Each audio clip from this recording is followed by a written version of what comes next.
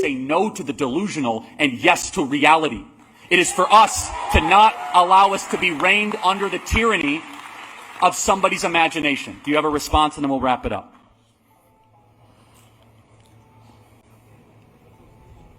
Oh boy, that's not good. He's overwhelmed with the truth. Okay, friends, we have Charlie Kirk on the channel today. We're not gonna waste time. We're gonna get right into the heart of this message. Charlie Kirk, leave woke gender activists in tears. Oh Lord, what's going on here? Let's find out. So my question is about what you said earlier about Justice Ketanji Brown's Jackson's qualifications for the Supreme Court, and how you mentioned that she was unable to define what a woman is, and I'd like to compare that to Justice Barrett. So Justice Jackson went to a public high school, attended an Ivy League law school, clerked for the Supreme Court, was a public defender, served on the Sentencing Commission, was a district judge, and served on the Court of Appeals. And as for Justice Barrett, she was a Supreme Court clerk, and she also sat in the Court of Appeals. And when she was being questioned by the Senate during her confirmation, she was asked to name the freedoms of the First Amendment, which she struggled with. So my question is, what makes Justice Justice Barrett more qualified than Justice Brown? So first of all, what does your shirt say? I can't see that. Trump 24 years in prison. Oh, okay, Yeah. Got it. Yeah, got it. But we could talk about that in a second. I was like seeing double. I was like, are you a Trump fan or not? Because, yeah, obviously not. Yeah, I mean, by the way, how is Ketanji Brown Jackson's Ivy League credentials impressive if she got in with affirmative action? Why is that impressive?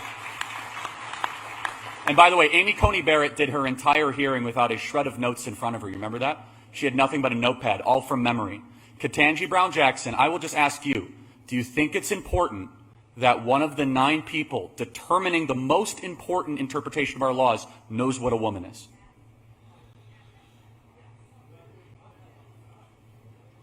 Well,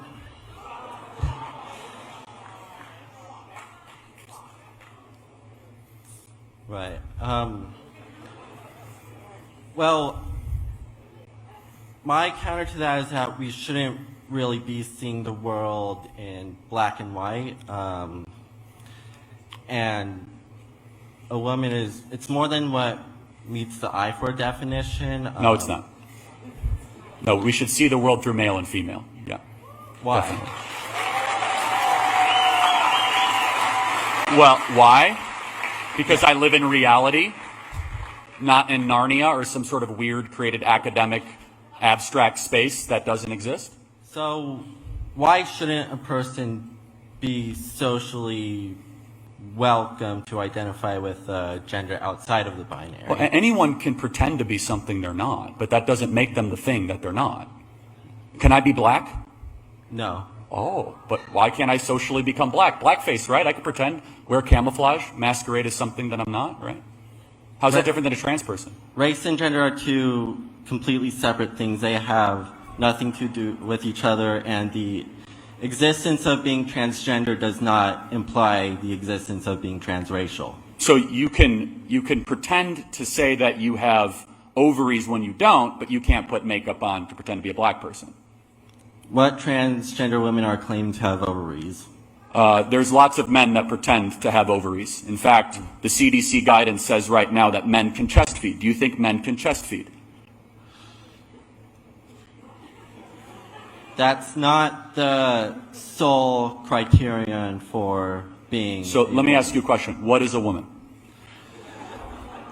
A woman is someone who identifies as one. Answer the question without saying the word woman.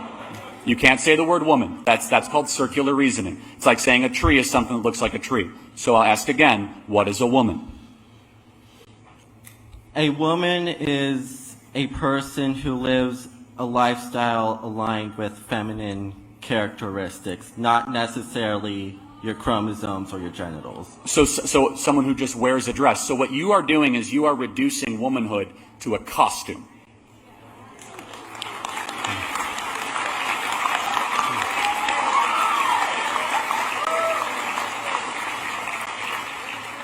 No.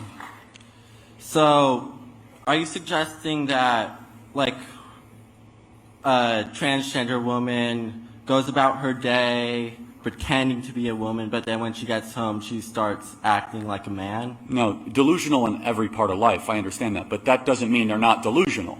There's a series of mental conditions where you could pretend to be a wolf. Can you be trans species too? Does your own mental condition dictate external reality? Yes or no? Not necessarily. Okay, then why do you believe that a biological man can become something that he is not? Because he thinks it. Because gender is not interchangeable with sex. Yeah, right. So there are 0 genders. There are only 2 sexes. Gender is a made-up term that started in the academy in the 1960s. Talking about sex, which is the only thing that actually can be proven and that matters, XXXY, I will ask the question again, why is it that a man can suddenly become a dress and can be treated exactly the same as a woman that is biologically, not just biologically different, but somebody has a different brain, a different hormonal system, menstruate, have children? I'll be very honest with you. It is so unbelievably insulting to women to have men have to lecture that all it takes is some weird dude with testosterone can put makeup on, wear a thong and a dress, and he suddenly becomes a woman. Here's at the essence of the issue, is that no matter how much surgery you do, no matter how many drugs you take, you don't stop being the thing that you were born. You don't get to determine your reality by a stroke of the will. I don't deny for a second that the trans person thinks that they are. Certain people think that they're younger than they are. Some people think they're taller than they are. Some people think they're richer than they are. Some people think they're innocent when they're not, like Bob Menendez. There's plenty of delusional people in this world. It's up for society to say no to the delusional and yes to reality. It is for us to not allow us to be reined under the tyranny of somebody's imagination. Do you have a response? And then we'll wrap it up.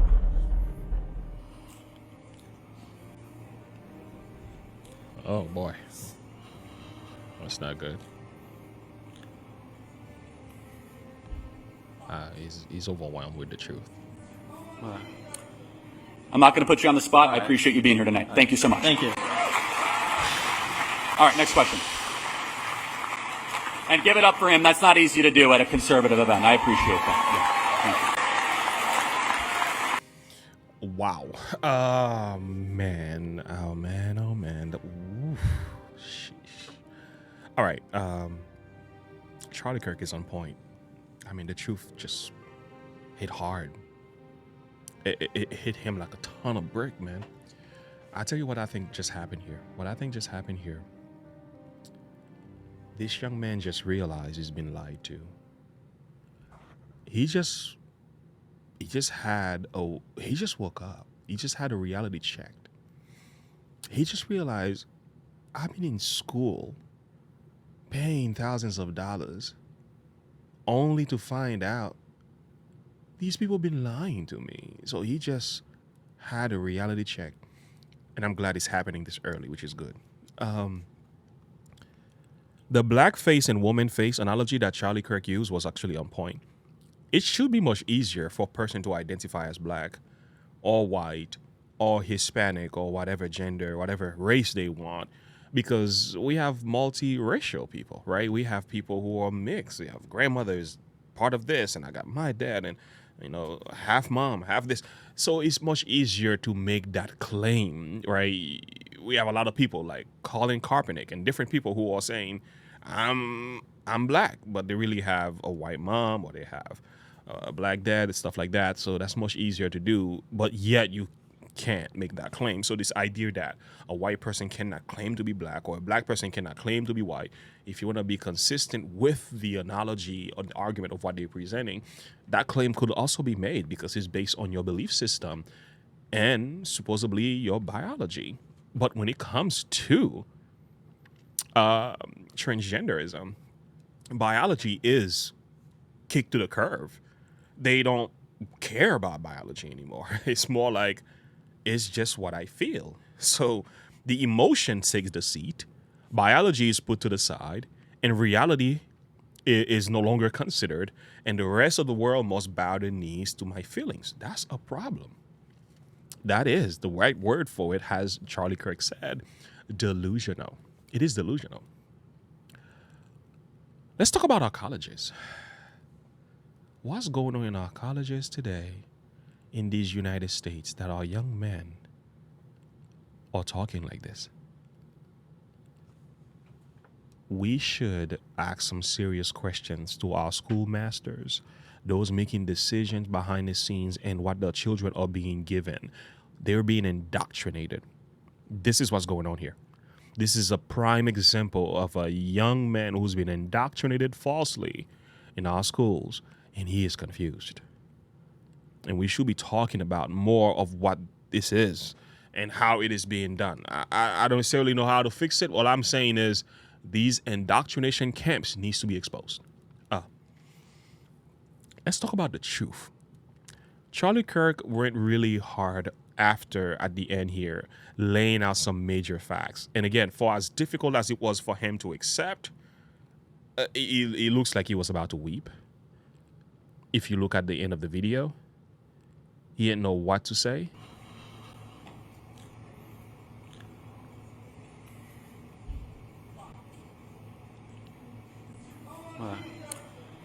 Yeah, tears in his eyes.